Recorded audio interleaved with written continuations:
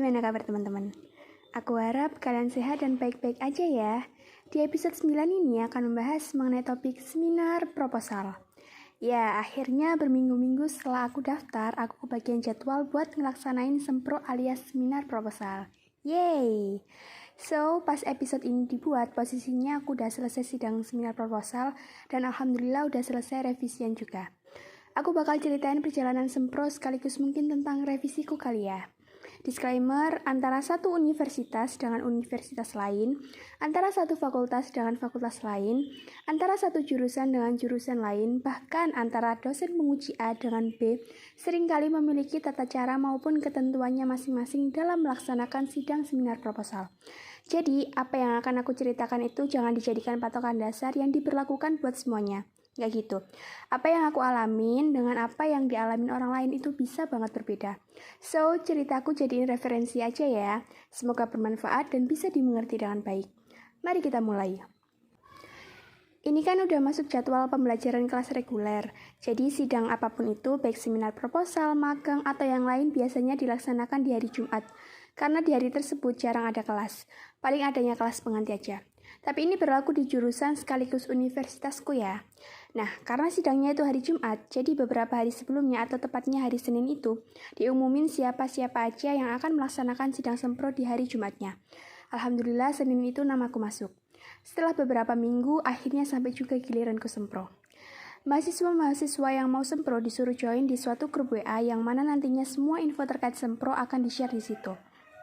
Aku kan punya satu dosen pembimbing, terus buat dosen penguji semproku tuh ada 2. Jadinya proposal skripsi yang tadinya udah aku print itu disuruh ngefotokopi buat dibagiin ke dosen penguji. Sebenarnya dosen pembimbing juga kalau beliaunya minta.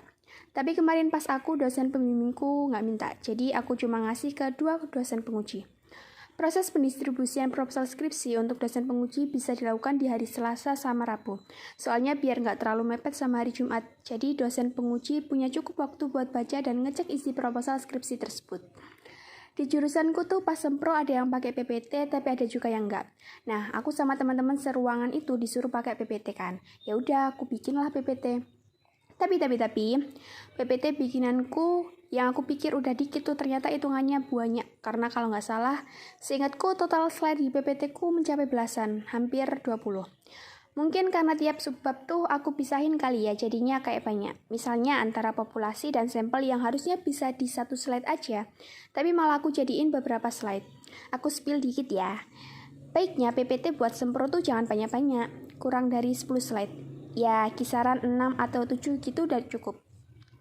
Pas hari H aku sempro, itu kan aku sama teman-teman udah masuk ke ruangan. Terus pas dosen penguji sama pembimbing masuk itu kita pastiin lagi. Jadi pakai PPT enggak, soalnya ada mahasiswa lain yang enggak pakai kan. Siapa tahu berubah pikiran gitu. Singkat cerita, karena itu hari Jumat dan waktunya terbatas, sedangkan yang diuji ada beberapa mahasiswa, terus juga dari aku sama teman-teman tuh PPT yang kita bikin sama-sama ada belasan slide. Jadi daripada keburu waktunya sholat Jumat, FYI, dosen pembimbing dan pengujiku laki-laki semua ya. Jadinya biar lebih efektif dan efisien, maka kita sepakati kalau nggak jadi pakai PPT. Oh ya, aku sempat dengar dari temanku yang beda kampus, katanya kalau sidang-sidang gitu biasanya dosen pembimbing ikutan nguji ya, alias ikut ngasih pertanyaan. Tapi kalau pas aku sempro kemarin tuh dosen pembimbing nggak ikutan nanya kok. Jadi yang ngasih pertanyaan cuma 2 dosen penguji. Aku nggak tahu ya kemarin tuh berapa lama sidangku karena lupa nggak ngeliat jam. Tapi kayaknya nggak terlalu lama sih. Pesan dari aku berdasarkan pengalaman semproku kemarin, kalau ditanya sama dosen penguji itu langsung dijawab ya. Kalau misalnya kita bingung sama maksud pertanyaannya, nggak apa-apa, tanyain aja daripada kita salah paham nangkep maksud pertanyaan tersebut. Terus jangan lupa hafalin pengertian dari variabel-variabel yang dipakai, karena kemarin 2 dosen pengujiku nanyain hal tersebut. Alhamdulillah aku bisa jawab. Terus yang nggak kalah penting banget tuh adalah tentang rumus sampling atau rumus yang akan kita pakai buat nentuin jumlah sampel penelitian kita. Ini ada di bab 3 ya. Dari awal tuh dosen pembimbingku udah ngewanti-wanti aku buat bener-bener mahamin rumus sampling yang aku pakai. Karena itu pasti bakal ditanyain sama dosen penguji. Ternyata bener, ada salah satu dosen penguji yang nanyain aku soal rumus sampling. Aku sempet, kayaknya beda pendapat sama dosen pengujiku. Tapi dosen pengujiku nggak galak ya, beliau baik banget. Bahkan beliau tuh ngejelasin ke aku panjang lebar soal rumus sampling yang aku pakai dan alternatif rumus sampling lain selain yang aku pakai. Aku yang tadinya cuma ngerti A dari satu sudut pandang. Gara-gara dosen pengujiku, aku jadi ngerti A, B, C dari sudut pandang yang lebih luas dan jelas. Tapi bukan berarti rumus yang aku pakai salah ya. Kata dosen pengujiku nggak salah kok. Kalau aku tetap mau pakai rumus itu ya nggak apa-apa. Yang penting akunya udah ngerti apa yang tadinya nggak aku ngerti. Selain soal rumus sampling, ada berbagai hal yang baru aku ngerti dan pahami pas sempro kemarin. Dan lagi-lagi itu berkat para dosen pengujiku. Tadinya aku sempat kesal dikit gara-gara banyak revisi. Tapi nggak lama sih, aku keselnya karena kemudian aku sadar kalau dengan revisi-revisi itu, jadi bikin proposal skripsiku lebih perfect dan aku suka itu. Aku jadi bersyukur bisa dapat banyak revisi. Aku bersyukur karena bisa tahu kalau aku salah dan bisa benerin kesalahan itu. Oke, mungkin bisa langsung aku spill kali ya beberapa revisian yang aku dapat dari dua dosen pengujiku. Sebenarnya ini bukan revisi yang fundamental kalau bahasa dosen pembimbingku, tapi lebih cenderung ke revisi minor, tapi ini berarti banget sih revisinya buat aku. Yang pertama tentang penulisan judul. Tadinya aku pikir nggak ada peraturan khusus soal penulisan judul, tapi ternyata ada. Kata dosen pengujiku, penulisan judul tuh kayak trapesium kebalik. Jadi misal baris pertama itu yang paling panjang, terus baris kedua lebih pendek, baris selanjutnya harus lebih pendek lagi. Jadi biar lebih rapi dan enak dilihat gitu. Selanjutnya tentang tabel. Kan di latar belakang tuh kita nunjukin data-data yang berhubungan sama fenomena atau permasalahan yang kita angkat. Nah, seringkali data-data itu ditampilkan dalam bentuk gambar maupun tabel. Waktu itu ada tabelku yang bentuknya kepisah atau kepotong. Jadi sebagian tabel ada di halaman A, terus sebagian lagi di halaman B. Nah, itu nggak boleh. Tabel yang sekiranya bisa atau cukup untuk dijadiin satu halaman, ya jangan dipisah. Harus tetap dijadiin satu di halaman yang sama. Terus kan di bawah gambar dan tabel harus ada sumbernya.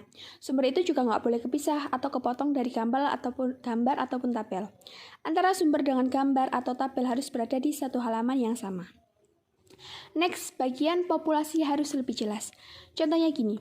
Aku kan neliti tentang variabel keputusan pembelian terhadap produk X. Nah, populasi penelitian yang aku pilih itu misalnya masyarakat di kota Surabaya. Itu nggak boleh sebatas gitu doang penulisan populasinya. Harus lebih jelas, lebih spesifik. Jadi, penulisan populasinya itu seharusnya masyarakat di kota Surabaya yang pernah melakukan pembelian produk X. Lebih jelas kan jadinya.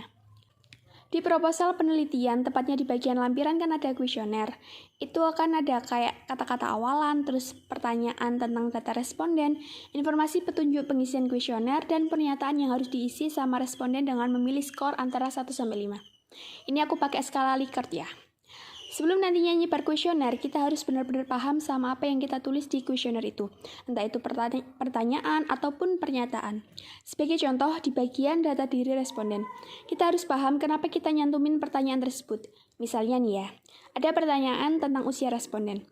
Nah itu kita sebagai orang yang nantinya melakukan penelitian harus tahu kenapa kok kita nyantumin pertanyaan itu. Gunanya buat apa, dan lain sebagainya.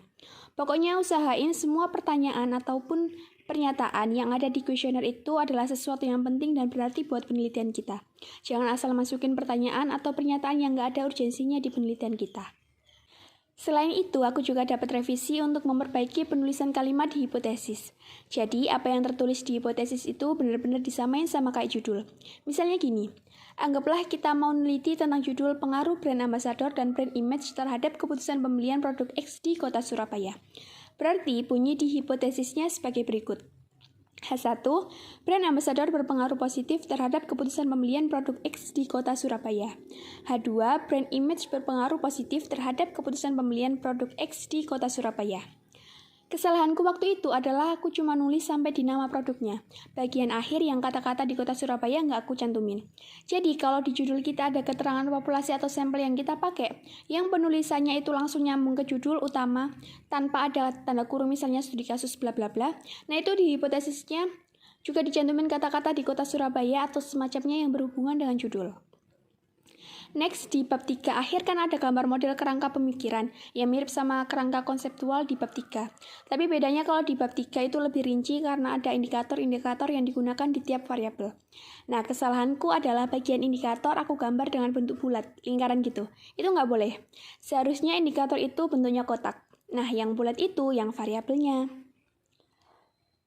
Kayaknya itu aja deh yang bisa aku share seputar sempro dan revisianku.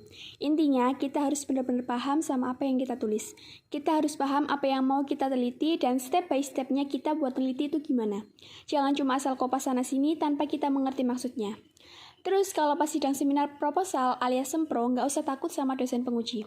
Selama kita paham, selama kita ngerti, kita bisa jawab berbagai pertanyaan yang diajukan, insya Allah sidangnya akan lancar.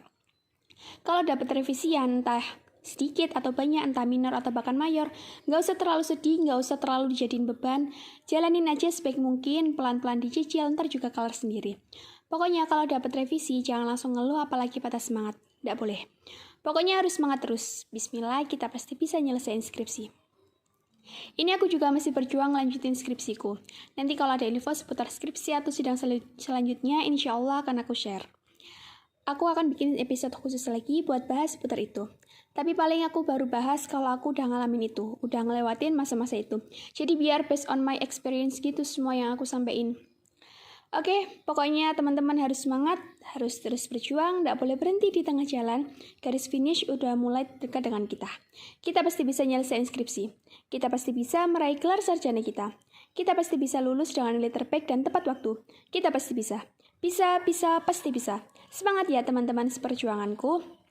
Ya udah segitu dulu ya, jangan lupa makan malam. Sampai ketemu di episode selanjutnya. Enjoy your dinner ya Robun.